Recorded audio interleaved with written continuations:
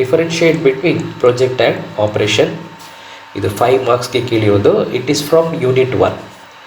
ಇದನ್ನು 2 ಪಾರ್ಟಿಷನ್ ಮಾಡಬೇಕು. ಒಂದು ಕಡೆ ಪ್ರಾಜೆಕ್ಟ್ ಬರಿಬೇಕು, ಇನ್ನೊಂದು ಕಡೆ ಆಪರೇಷನ್ ಅಂತ ಬರಿಬೇಕು. ನಮ್ಗೆ ಗೊತ್ತಿದೆ ಪ್ರಾಜೆಕ್ಟ್ ಅಂದರೆ ಟೆಂಪರರಿ, ಯಾಕೆಂದರೆ ಅದನ್ನು ಫಸ್ಟ್ ಟೈಮ್ ಮಾಡ್ತಾ ಇರೋದು. ಅದಕ್ಕೆ ಡೆಫಿನಿಟ್ ಸ್ಟಾರ್ಟ್ ಇರುತ್ತೆ, ಡೆಫಿನಿಟ್ ಎಂಡ್ ಇರುತ್ತೆ. So that is why it is temporary. Versus operation it is repetitive. ಯಾಕೆ?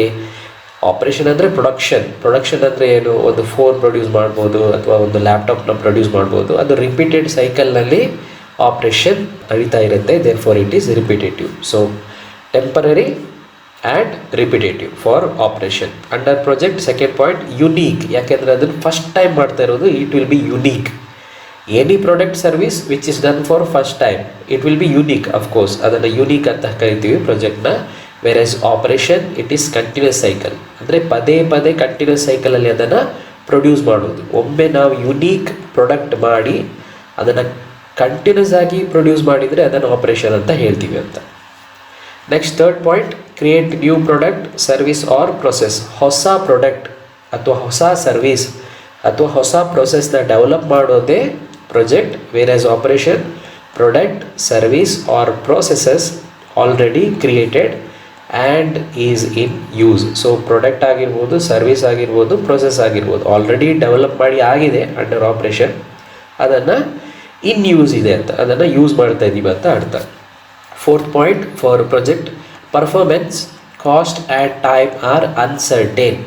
ಸೊ ಅಥವಾ ಸಿಂಪಲ್ ಆಗಿ ಇದನ್ನು cost and time are uncertain ಅಂತಲೂ ಬರಿಬೋದು. ಸೊ ಪ್ರಾಜೆಕ್ಟ್ನ ನಾವು ಫಸ್ಟ್ ಟೈಮ್ ಮಾಡೋ ರೀಸನಿಂದ ಅದಕ್ಕೆ ಎಷ್ಟು ಕಾಸ್ಟ್ ಇನ್ಕರ್ ಆಗುತ್ತೆ ಅಥವಾ ಎಷ್ಟು ಟೈಮ್ನಲ್ಲಿ ಕಂಪ್ಲೀಟ್ ಮಾಡ್ಬೋದು, ಇದು ಸ್ವಲ್ಪ ಕನ್ಫ್ಯೂಷನ್ ಇರುತ್ತೆ. Therefore it is uncertain. ಅಥವಾ ಪರ್ಫಾರ್ಮೆನ್ಸ್ ಕೂಡ, ಅದು ಹೇಗೆ ಪರ್ಫಾರ್ಮ್ ಮಾಡ್ಬೋದು, ಒಳ್ಳೆ ರೀತಿ ಪರ್ಫಾರ್ಮ್ ಮಾಡ್ಬೋದಾ, ಕೆಟ್ಟದಾಗಿ ಪರ್ಫಾರ್ಮ್ ಮಾಡ್ಬೋದಾ, ಇದು ನಮಗೆ ಗೊತ್ತಿರಲ್ಲ. That is why it is uncertain. Whereas operation, performance, cost and time R non. ನಮ್ಗೆ ಗೊತ್ತಿದೆ ಆಲ್ರೆಡಿ, ಕಂಟಿನ್ಯೂಸ್ ಸೈಕಲಲ್ಲಿ ರನ್ ಆಗ್ತಾ ಇದೆ. ಅದರ ಪರ್ಫಾರ್ಮೆನ್ಸ್ ಹೇಗಿರುತ್ತೆ, ಎಷ್ಟು ಕಾಸ್ಟ್ ಬೇಕು ಅದನ್ನು ಪ್ರೊಡ್ಯೂಸ್ ಮಾಡೋದಕ್ಕೆ, ಎಷ್ಟು ಟೈಮ್ನಲ್ಲಿ ಎಷ್ಟು ಪ್ರೊಡ್ಯೂಸ್ ಮಾಡ್ಬೋದು, ಇದೆಲ್ಲ ನಮಗೆ ಗೊತ್ತಿರುತ್ತೆ. Therefore it is known. Fifth point, developing a new system. ಹೊಸ ಸಿಸ್ಟಮ್ನ ಡೆವಲಪ್ ಮಾಡೋದೇ project. Whereas under operation, system already exist, system already ಇದೆ.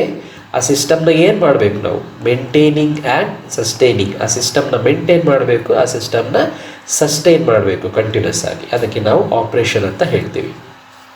Sixth point under project, unexpected inputs and outputs. So ನಮಗೆ inputs ಯಾವ ರೀತಿ ಕೊಡಬೇಕು, ಆ inputs ಕೊಟ್ಟರೆ ಔಟ್ಪುಟ್ಸ್ ಹೇಗೆ ಬರುತ್ತೆ, ಇದು ನಮಗೆ ಅನ್ಎಕ್ಸ್ಪೆಕ್ಟೆಡ್, ನಮಗೆ ಗೊತ್ತಿರೋದಿಲ್ಲ. ನಾವು ಅದನ್ನು ಪ್ಲ್ಯಾನ್ ಮಾಡಬೇಕು under project. Whereas under operation, expected inputs and outputs. ನೀವು ಯಾವ ರೀತಿ ಇನ್ಪುಟ್ಸ್ ಕೊಟ್ಟರೆ ಯಾವ ರೀತಿಯಾಗಿ ಔಟ್ಪುಟ್ಸ್ ಬರುತ್ತೆ, ಇದು ಆಪರೇಷನ್ನಲ್ಲಿ ನಿಮಗೆ ಆಲ್ರೆಡಿ ಗೊತ್ತಿರುತ್ತೆ. It is pre calculated. So seventh point, more risk. ಇಷ್ಟು ಬರೆದ್ರೆ ಸಾಕು. More risk usually done for first time. ಯಾಕೆ ಜಾಸ್ತಿ ರಿಸ್ಕ್ ಇದೆ? ಯಾಕಂದರೆ ಅದನ್ನು ಫಸ್ಟ್ ಟೈಮ್ ಮಾಡ್ತಾ ಇದ್ದೀವಿ. ಸೊ ಯಾವುದೇ ಕೆಲಸ ಫಸ್ಟ್ ಟೈಮ್ ಮಾಡಿದಾಗ ರಿಸ್ಕ್ ಜಾಸ್ತಿ ಇದ್ದೇ ಇರುತ್ತೆ. Operation, fewer risk as they are repeated many time. So ಇದನ್ನು ನಾವು ಕಂಟಿನ್ಯೂಸ್ ಆಗಿ ತುಂಬ ಸಲ ರಿಪೀಟ್ ಮಾಡೋ ರೀಸನಿಂದ ಇಲ್ಲಿ ಸ್ವಲ್ಪ ರಿಸ್ಕ್ ಕಡಿಮೆ. ರಿಸ್ಕ್ ಇಲ್ಲ ಅಂತ ಅಲ್ಲ, ಇಲ್ಲಿ ಸ್ವಲ್ಪ ಕಡಿಮೆ ರಿಸ್ಕ್ ಇದೆ, ಪ್ರಾಜೆಕ್ಟ್ನಲ್ಲಿ ಸ್ವಲ್ಪ ಜಾಸ್ತಿ ರಿಸ್ಕ್ ಇದೆ ಅಂತ. Eighth point, when objectives are achieved the project ends. So project end ಆಗಲೇಬೇಕು. ಒಮ್ಮೆ ಆಬ್ಜೆಕ್ಟಿವ್ ಎಂಡ್ ಆದಮೇಲೆ ನನಗೆ ಡಿಸೈರ್ಡ್ ಔಟ್ಪುಟ್ ಸಿಗ್ತಾ ಪ್ರಾಜೆಕ್ಟ್ ಕ್ಲೋಸ್ ಮಾಡಬೇಕು. Versus under operation, multiple objectives to be achieved again and again. ಅಂದರೆ ಕಂಟಿನ್ಯೂಸ್ ಆಗಿ ಪ್ರೊಡಕ್ಷನ್ ನಡೀತಾ ಇರುತ್ತೆ. ಇವತ್ತು ನೀವು 10,000 ಪ್ರೊಡ್ಯೂಸ್ ಮಾಡಿದರೆ ನಾಳೆ 1,00,000 ಪ್ರೊಡ್ಯೂಸ್ ಮಾಡ್ಬೋದು. ಸೊ ಮಲ್ಟಿಪಲ್ ಆಬ್ಜೆಕ್ಟಿವ್ ಅಂದರೆ ನಂಬರ್ಸ್ ಇರ್ಬೋದು ಅಥವಾ ರಿಕ್ವೈರ್ಮೆಂಟ್ಸ್ ಇರ್ಬೋದು, ಆದರೆ ಎಗೇನ್ ಆ್ಯಂಡ್ ಎಗೇನ್ ಅದನ್ನು ನಾವು ಕಂಟಿನ್ಯೂ ಮಾಡ್ತಾ ಇರ್ತೀವಿ under operation. I hope this is clear. ಇಲ್ಲಿ 5 ಮಾರ್ಕ್ಸ್ಗೆ ಕೇಳಿರೋದ್ರಿಂದ ಇದನ್ನು ನಾವು ಏನು ಮಾಡ್ತೀವಿ, ಎನಿ 5 ಡಿಫ್ರೆನ್ಸ್ ನೀವು ಬರಿಬೋದು.